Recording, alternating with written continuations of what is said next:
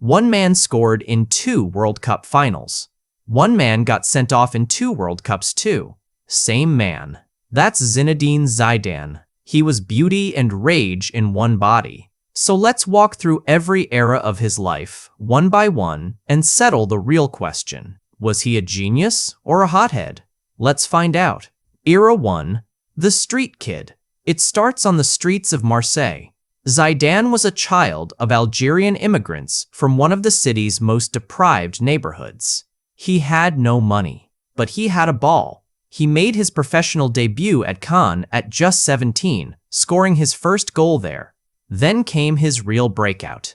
In 1992, he moved to Bordeaux, where he scored a career-high 10 goals in his first season. Here's the early clue to his whole story. Even then, he was magic with the ball, but quick to anger. The talent and the temper grew together.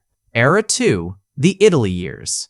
Next stop, Italy, the toughest league in the world. In 1996, he moved to Juventus, where he won 2 Serie A titles. This is where he became a master. Italian football is all about defense. It's slow, tight, and brutal. And Zidane learned to unlock it with one pass. He turned defending into an art problem and solved it every week. But the fire still burned. He was sent off here too. That's the pattern. Brilliance, then a flash of rage. Always both. Era 3. The world's best. Now the peak. 1998. The World Cup on home soil in France. Zidane scored 2 goals in the final against Brazil, and France won 3-0. Overnight, he became a national hero. His face was projected onto the Arc de Triomphe with the words, "Merci Zizou." Then came the record move. In 2001, he joined Real Madrid for a world record fee of 77.5 million, which stayed a record for 8 years. And he paid it back instantly. 1 year later, he won the Champions League, scoring a stunning left-foot volley against Bayer Leverkusen. Many still call it the greatest final goal ever. Pure genius. Era 4, the final act. Now the saddest, strangest chapter. 2006. His last ever match.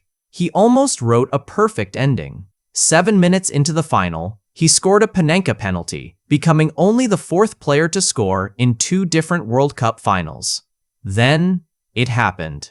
In extra time, with the score tied, he headbutted Italy's Marco Materazzi, who had been taunting him, and was sent off. Zidane said Materazzi insulted his mother and sister. France lost on penalties.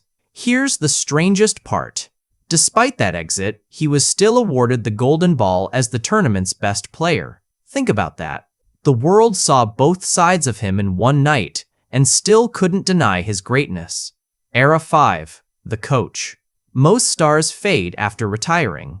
Zidane started again, as a manager. He worked his way up, managing Real Madrid's reserve team before taking the top job in 2016. And what he did next was almost unbelievable. He led Real Madrid to 3 Champions League titles in a row, from 2016 to 2018. Nobody had done that in the modern era.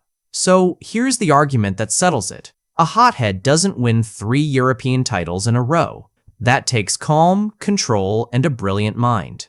The coach proved the player was never just temper. He was always thinking. So that's every Zidane era. The street kid, the Italian master, the world's best, the fallen finalist, and the record-breaking coach. Beauty and rage, side by side, his whole life. And maybe that's why we can't look away. So here's my question for you. The headbutt. Was it a disgrace that ruined his ending?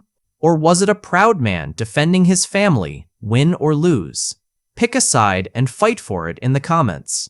I'll read everyone. And subscribe, because the greatest football stories are never simple.